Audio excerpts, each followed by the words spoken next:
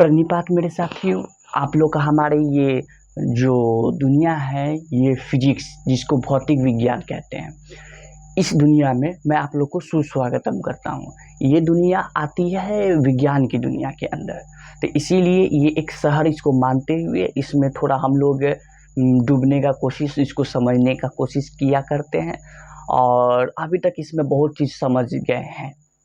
Okay, तो हम लोग जिस चैप्टर को पढ़ रहे हैं वो चैप्टर नंबर 1 है, प्रकाश का परावर्तन। और इस चैप्टर में हम सभी कुछ जाने थे इमेज फॉर्मेशन के बारे में, यानी कि प्रतिबिंब का बनावट के बारे में जाने थे, ठीक है, या फिर प्रतिबिंब का निर्माण भी कह सकते हैं इसके पहले वाले पार्ट में। ओके, तो वो जानने के बाद अब हम लोग इस पार्ट में उसके उपयोग के बारे में जानेंगे। यानी कि मेरे पास होते थे एक दर्पण होते थे जो कि गोलीय दर्पण, ठीक है। उस गोलीय दर्पण के दो प्रकार होते थे, एक होते थे हम लोगों के अवतल और एक होते थे उत्तल दर्पण। तो अवतल दर्पण का हम लोग जो इमेज फॉर्मेशन यानी कि हिंदी में बोले तो प्रतिबिंब निर्माण, वो जाने थे इसके पहले वाले में। इस वाले पार्ट में हम लोग अभी शुरुआत करने जा रहे हैं उसके उपयोग, यानी कि अगर मेरे पास वो दर्पण है तो वो दर्पण को हम लोग कहाँ कहाँ देखने, दैनिक जीवन में कहाँ कहाँ करते हैं उसका उपयोग, और करते भी हैं तो क्या उसका सही मायने है या ऐसे ही बिना मतलब का यूज करते हैं। तो आइए हमारे आज के इस जो पार्ट है इसको स्टार्ट करते हैं। Let's start.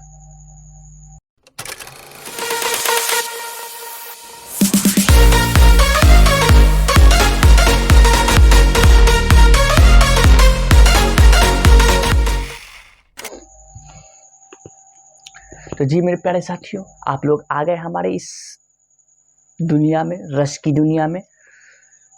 तो जो जानना है हम लोग के पास, जो बुक में भारतीय भवन वाली जो बुक है उसमें हम लोग को ऐसा कुछ हेडिंग करते हुए ये मिलेगा।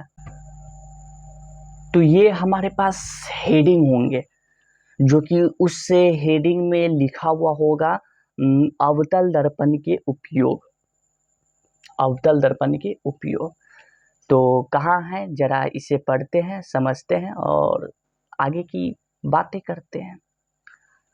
अवतल दर्पण के मुख्य उपयोग निम्नलिखित है। इस ऐसे तो बहुत सारे इसके उपयोग है, जिसमें से जो मुख्य बातें हैं उस बातों को आप लोगों को बुक में देखने के लिए मिल रहा है। सबसे पहला, चूंकि अवतल दर्पण निकट रखी वस्तु का सीधा, बड़ा तथा आभासी प्रतिबिंब बनाता है। निकट, यदि आपको याद हो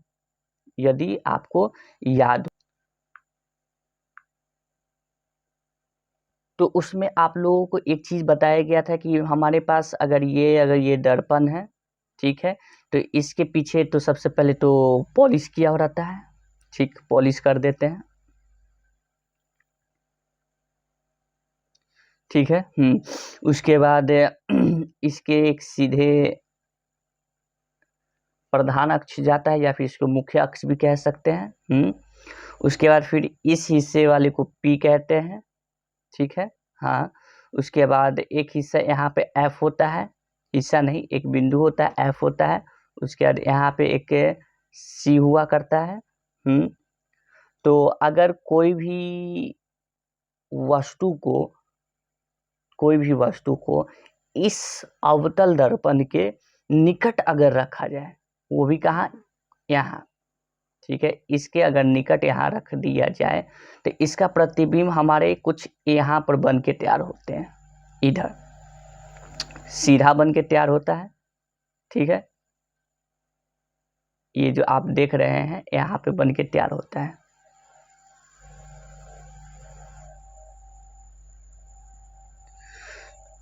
तो ये सीधा बन के तैयार होता है, ठीक है, आभासी भी होता है, बिल्कुल, और उसके बाद ये काफी बड़ा भी रहता है, ठीक है।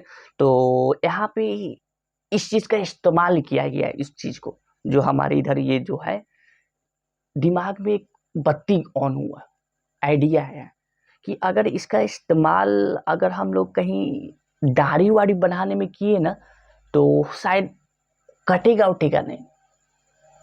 क्या कहने का मतलब, जैसे कि हम लोग समतल दर्पण यूज किया करते हैं, प्लेन मिरर यूज करते हैं बाल को ये सही करने के लिए या फिर अपना चेहरा देखने के लिए।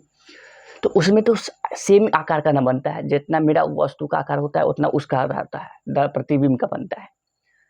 तो उसमें कभी कदार करते करते है ना छिला जाता था, कट जाता था, ये कभी कट जाता था, कभी इधर कट जाता था, तो बड़ा प्रॉब्लम होता था। तो इसका समाधान इसको देखकर याद पता चल गया कि इसको ये सब करने में उपयोग किया जा सकता है।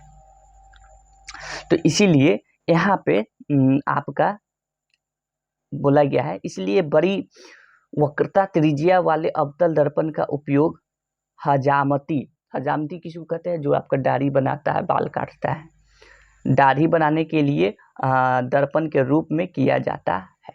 जैसा कि आप यहाँ पे देखिए, समझ में आएगा। यहाँ देख रहे हैं, बिल्कुल देख रहे हैं, ये क्या लड़का दाढ़ी बना रहा है, बिल्कुल। तो इसका यहाँ पर फेस कैप बड़ा है कि नहीं है, बड़ा, बिल्कुल बड़ा है, इसमें कोई डाउट नहीं है। तो उसी तरह यहाँ पे देख सकते हैं कि इसका कैसे ये उपयोग में ला रहा है, इस दर्पण को कैसे उपयोग में ला रहा है यहाँ से, ठीक है। तो पहला तो ये हो गया आपका। अगला ये दूसरा ये है, टॉर्च, वाहनों के हेडलाइट तथा सर्च लाइटों में अवतल दर्पण का उपयोग परावर्तकों के रूप में किया जाता है। जो हम लोग टॉर्च बारते हैं या फिर जो गाड़ी जो चलाते हैं, मोटरसाइकिल, उस सब में किस चीज का इस्तेमाल किया जाता है, अवतल दर्पण का। इनमें प्रकाश के स्रोत बल्ब को अवतल दर्पण के फोकस पर रखा जाता है। कहाँ रखा जाता है, फोकस पे रखा जाता है। जो जहाँ से जो लाइट होता है ना, जो छोटा वाला जो देखते होंगे, देखते हैं बाइक के हेडलाइट या फिर आपका टॉर्च हो गया, तो उस सब का जो बल्ब होता है जो छोटा सा, उसको फोकस पे रखा जाता है। क्यों फोकस पे रखा जाता है, जिससे परावर्तन के बाद प्रकाश का समांतर किरण कुंज प्राप्त होता है। फोकस पे अगर रखेगा तो उसमें एक नियम पड़े हैं कि फोकस से गुजरने वाली जो भी रेखा होता है वो समांतर जाती है। कहाँ जाती है समांतर, किसके समांतर जाती है, तो आपका जो मुखिया खुजता है उसके समांतर हो जाता है, ठीक है। और उसको और परावर्तक को और बढ़ाने के लिए उसका जो पॉलिश जो किया जाता है ना, सिल्वर कलर का किया जाता है, चांदी रंग का, ताकि चांदी रंग बहुत अच्छा रिफ्लेक्टेड होता है, उसको कोई भी प्रकाश स्रोत को बहुत अच्छे से परावर्तक करता है, समझे। तो बाइक की बात हो या फिर टॉर्च की बात हो, उस सारे हेडलाइट में जो भी छोटा सी जो बत्ती रहता है, उस छोटे से बत्ती को रखा जाता है फोकस पे, ताकि आपको एकदम समांतर दूर तक आपको रोशनी जाए।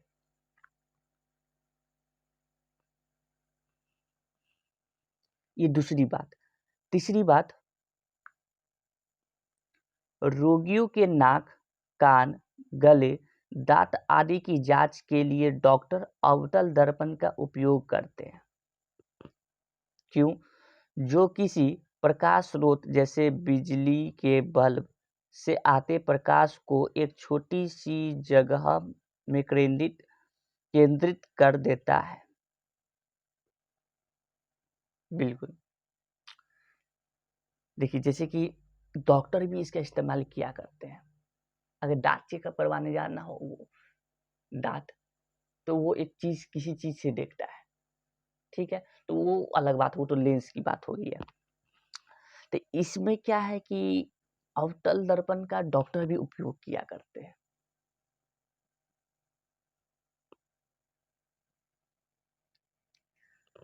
चौथी बात आपका,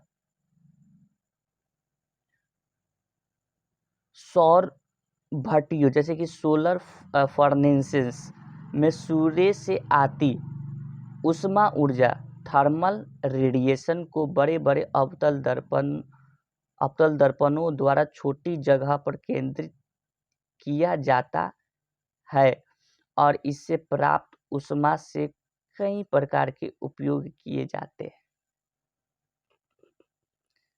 जैसे कि कहने का मतलब है, एक इस प्रकार का है ना, इस प्रकार का दर्पण लगा दिया जाता है।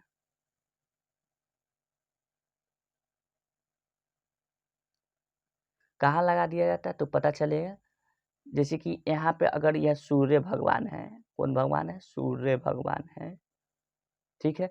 तो यहाँ से क्या होगा कि सब समांतर आएगा, किरण कुंज एकदम समांतर आएगा, ठीक है। समांतर होने के बाद यहाँ से टकराएगा, टकराने के बाद ये तो आपका पी है, ठीक है, पी है। तो यहाँ से पी से यहाँ पर ऐसे ही ये जाएगा, ऐसे अगर आया तो ये ऐसे होके भी जाएगा। तो इसका इस्तेमाल हम लोग सोलर में किया करते हैं, जैसे कि यहाँ नीचे सोलर इस तरीके से बिछा दो,